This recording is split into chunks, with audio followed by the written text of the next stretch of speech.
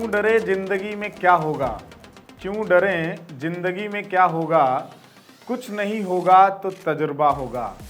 Hello student, Wasim sir यानी मैं। आज हम लोग बात करेंगे क्लासिफिकेशन, बायोलॉजिकल क्लासिफिकेशन के नेक्स्ट लेक्चर की। देखिए हमने बात की थी प्रोटिस्टा की बात कर रहे थे हम। उसमें हमने प्लांट लाइक प्रोटिस्टा की बात कर ली, फंजाई लाइक प्रोटिस्टा की बात कर ली। आज एनिमल लाइक प्रोटिस्टा की बात करनी है, और एनिमल लाइक प्रोटिस्टा में आता है कौन, तो आप बोलेंगे प्रोटोजोअन्स। तो बात करते हैं प्रोटोजोअन्स की। क्लास में मैं ऑफलाइन इसको पढ़ा रहा हूं, ऑनलाइन एनसीईआरटी के एक एक लाइन को एक्सप्लेन करने की और उसमें छुपे हुए पॉइंट्स को इंडिकेट करने की कोशिश की जा रही है, जिससे आपको काफ़ी हेल्प मिलेगा और आपका इंटरनल पावर भी मजबूत होगा। आइए देखते हैं पहली लाइन एनसीईआरटी की। चलिए, पहला लाइन लिखता है ऑल प्रोटोजोअन्स आर हेटेरोट्रॉफ्स। अरे पहली बार आपको मैंने ये पहले ही बता दिया कि ये एनिमल लाइक प्रोटिस्टा हैं, और एनिमल्स का मोड ऑफ न्यूट्रिशन कैसा होता है, तो आप बोलेंगे एनिमल्स का मोड ऑफ न्यूट्रिशन हेटेरोट्रॉफ्स होते हैं। तो जब एनिमल्स हेटेरोट्रॉफ्स हैं तो एनिमल लाइक प्रोटिस्टा भी क्या होंगे, हेटेरोट्रॉफ्स होंगे। तो पहली लाइन देखते हैं, वही लिखा हुआ है all protozoans are heterotrophs. Highlighter लेते हैं हम लोग। चलिए, हेटेरोट्रॉफ्स देखिए सब हेटेरोट्रॉफ्स हैं। अब हेटेरोट्रॉफ्स में चार तरह का न्यूट्रिशन होता है। पैरासिटिक हो सकते हैं, सिम्बायोटिक हो सकते हैं, सैप्रोफिटिक हो सकते हैं, होलोजोइक हो सकते हैं। ये बताइए मोस्ट ऑफ द एनिमल्स कैसे होते हैं, होलोजोइक।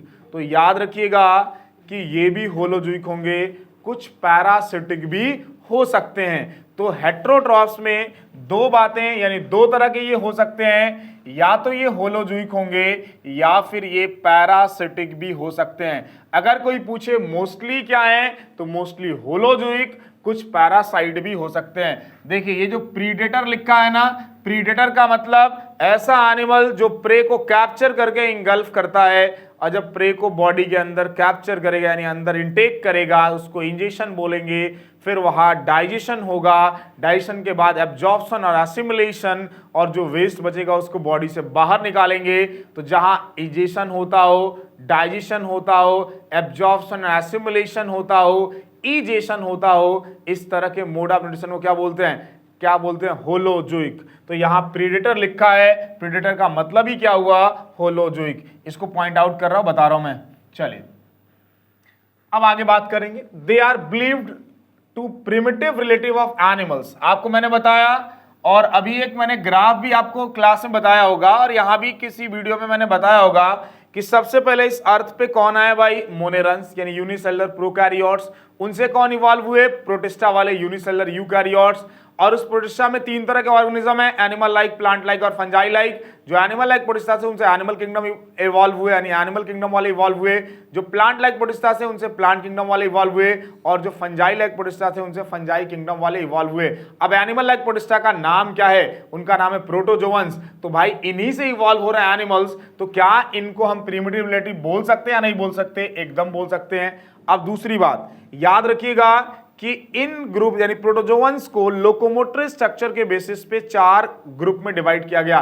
बेसिस नहीं दिया हुआ है, लेकिन ये दिया हुआ है कि इनको कितने 4 मेजर ग्रुप्स में क्या किया गया है, क्लासिफाई किया गया, बांटा गया। पहला अमीबॉयड प्रोटोजोअन्स, यानी जिनके पास चलने के लिए क्या होता है, स्यूडोपोडिया, उनको कहा गया अमीबॉयड प्रोटोजोअन्स। और इसके बाद नेक्स्ट पेज पे अभी मैं दिखाऊंगा जिनके पास चलने के लिए सीलिया होता है, उनको सीलिएटेड प्रोटोजोअन्स कहा गया। जिनके पास चलने के लिए क्या कहते हैं, फ्लैजिला होता है, उनको फ्लैजिलेटेड प्रोटोजोअन्स कहा गया। और जिनमें लोकोमोटिव स्ट्रक्चर एब्सेंट होता है, उनको क्या कहा गया, स्पोरोजोअन्स। तो पहले बात करते हैं फर्स्ट हम लोग किसकी, अमीबॉयड प्रोटोजोअन्स की। याद रखिएगा अमीबॉयड प्रोटोजोअन्स में अमीबा आता है, और ये दोनों जगह पाए जा सकते हैं, एक्वेटिक भी और टेरेस्ट्रियल भी। एक्वेटिक में ये फ्रेश वाटर में ही पाए जा सकते हैं, और मरीन वाटर में ही पाए जा सकते हैं। वही बात लिखी हुई एनसीईआरटी में, देखिए ये कहाँ रह सकते हैं, live in fresh water, sea water यानी मरीन वाटर, और टेरेस्ट्रियल मतलब मॉइस्ट यानी टेरेस्ट्रियल होंगे लेकिन भीगी हुई मिट्टी में पाए जाएंगे। और याद रखिएगा दे मूव, आगे की बात करते हैं। मैं थोड़ा कुछ बात यहां आपको बताता हूं, लिखता हूं, देखिए इसमें हम देखेंगे ये जो लिखा है प्रीडेटर, इससे ये बात क्लियर हो रही है कि ये कैसे होते हैं, होलोजिक, यानी मोस्टली कैसे हैं, तो आप बोलेंगे होलोजिक। कुछ पैरासाइट भी हो सकते हैं। दूसरी बात, ये प्रिमिटिव रिलेटिव है। फिर यहां पे याद रखिए लिखा हुआ है मॉइस्ट सॉइल, इसका मतलब कैसे हो सकते हैं, ये टेरेस्ट्रियल हो सकते हैं, लेकिन कहां पाए जाएंगे, जहां मिट्टी गीली होगी। और देखिएगा ये सी वाटर मतलब कौन सा वाटर, मैराइन वाटर की बात कर रहे हैं।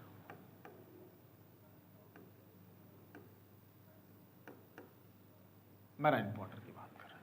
आ रही बात समझ में। अगर मैं कहूं ये प्रिमिटिव रिलेटिव है एनिमल किंगडम की, इसको कैसे एक्सप्लेन करेंगे एनिमल्स की। देखिए मैंने आपको बताया होगा कि पहले कौन इवॉल्व हुए, मोनेरा वाले। मोनेरा को एम लिखता हूं मैं। इस मोनेरा से कौन इवॉल्व हुए, प्रोटिस्टा वाले, इसको पी लिखता हूं मैं। इस प्रोटिस्टा में आते हैं animal like protista, animal like protista. इस एनिमल लाइक प्रोटिस्टा से कौन इवॉल्व हुआ, एनिमल किंगडम। इनसे इवॉल्व हुआ एनिमल किंगडम। अब मैं कह रहा हूं एनिमल लाइक प्रोटिस्टा का नाम क्या है, प्रोटोजोआ। नाम क्या है, प्रोटोजोआ। एक बात बताइए, ये प्रोटोजोआ जो है वो एनिमल लाइक प्रोटिस्टा है और इसी से इवॉल्व हो रहा है एनिमल्स, तो क्या ये प्रोटोजोआ ये प्रिमिटिव रिलेटिव नहीं कह सकते, क्या विश्वास नहीं कर सकते, एकदम कह सकते हैं।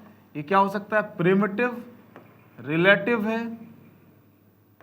रिलेटिव है किसका, ऑफ एनिमल्स,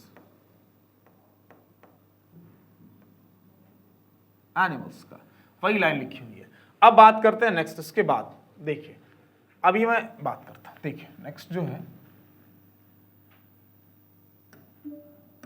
इसके बाद इसमें एक लाइन है, उसको देखते हैं।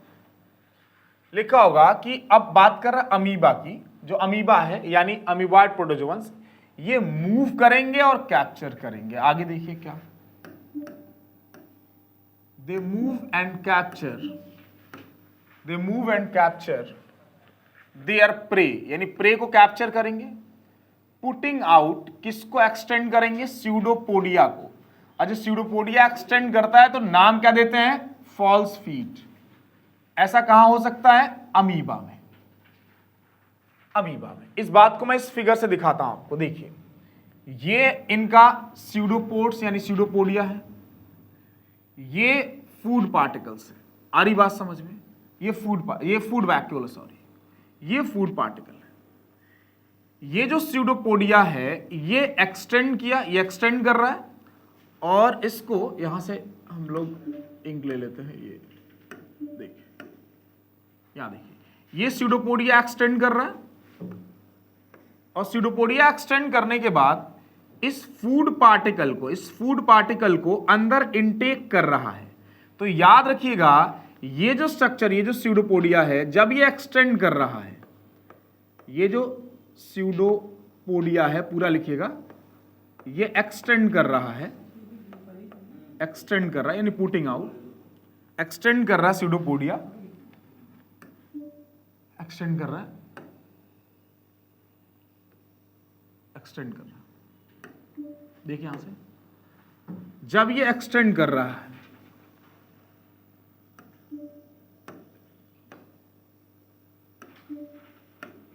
देखिए ये एक्सटेंड कर रहा है,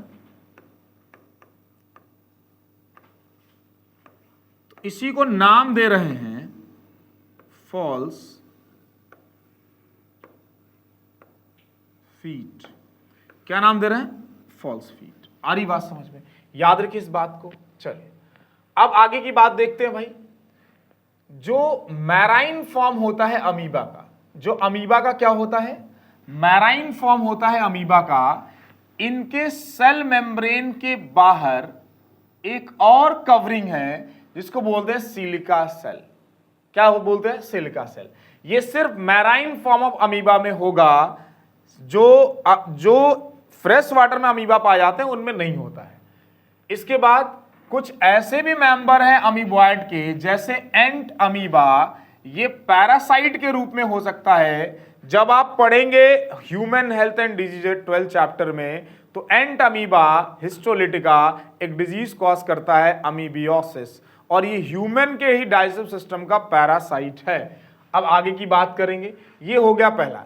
अब इसमें 2-3 बातें आप देख सकते हैं। अमीबा का फिगर अगर मैं एक्सप्लेन करना चाहूं तो अमीबा के फिगर में अगर हम लोग बात करेंगे तो याद रखिएगा कि इसमें अमीबा के फिगर में जो सबसे बाहर होगा वो क्या है, सेल मेम्ब्रेन है, सेल मेम्ब्रेन। फिर उसके बाद उसके अंदर साइटोप्लाज्म है, लिक्विड की बात कर रहा है, ये सारा लिक्विड साइटोप्लाज्म है। और क्या ये जो स्ट्रक्चर है ये क्या है, न्यूक्लियस है, क्योंकि यहां ट्रू न्यूक्लियस है।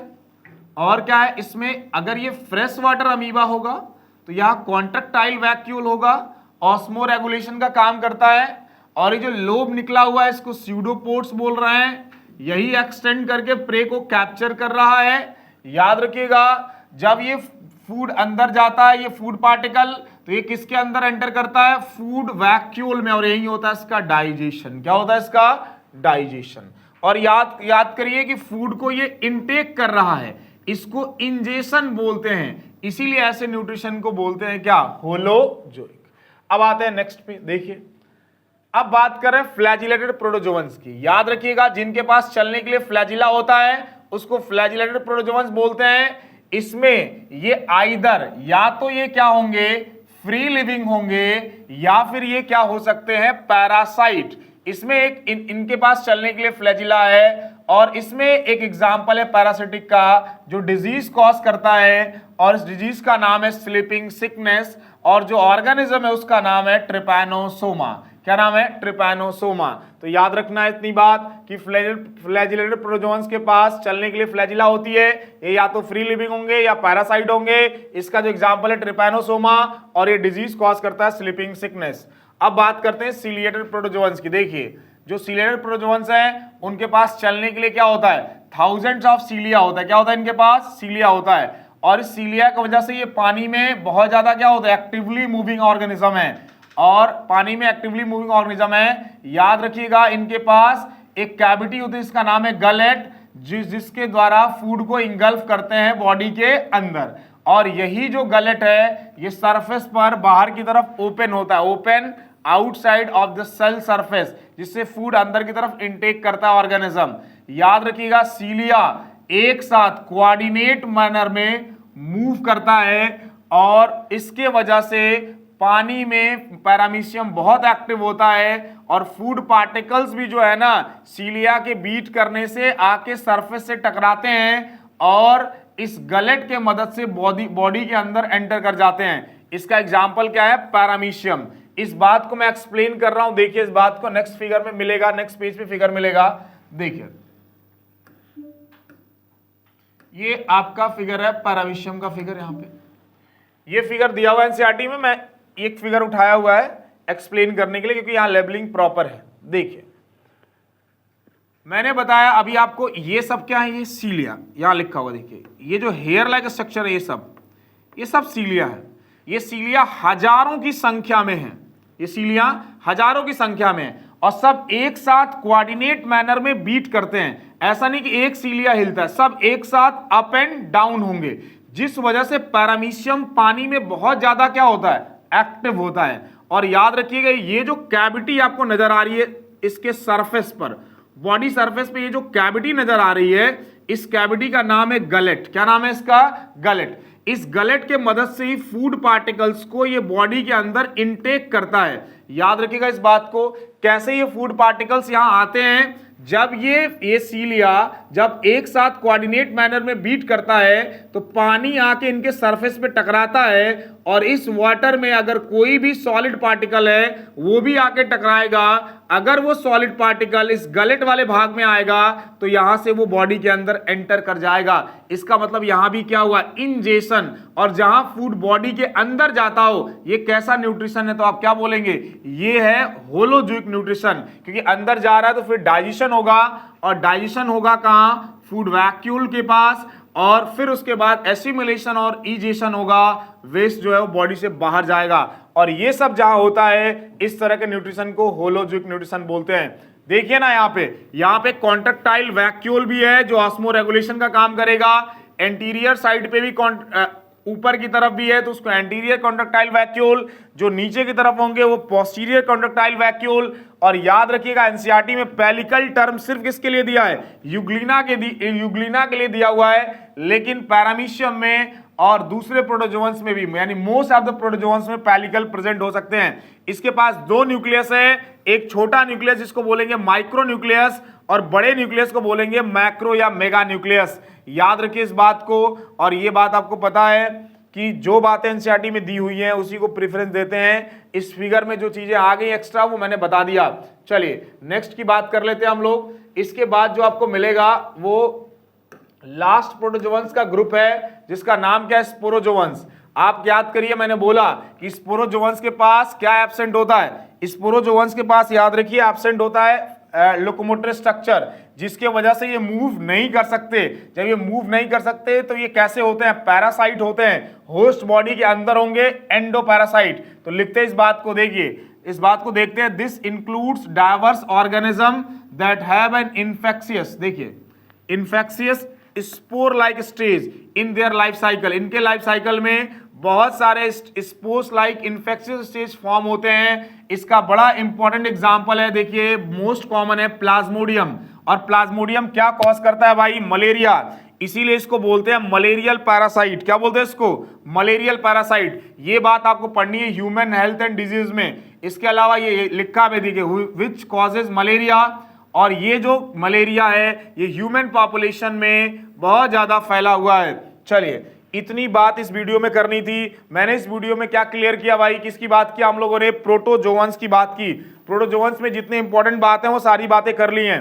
बाकी जो है वो नेक्स्ट वीडियो में हम लोग स्टार्ट करेंगे, फंजाई की बात करेंगे। Thank you so much.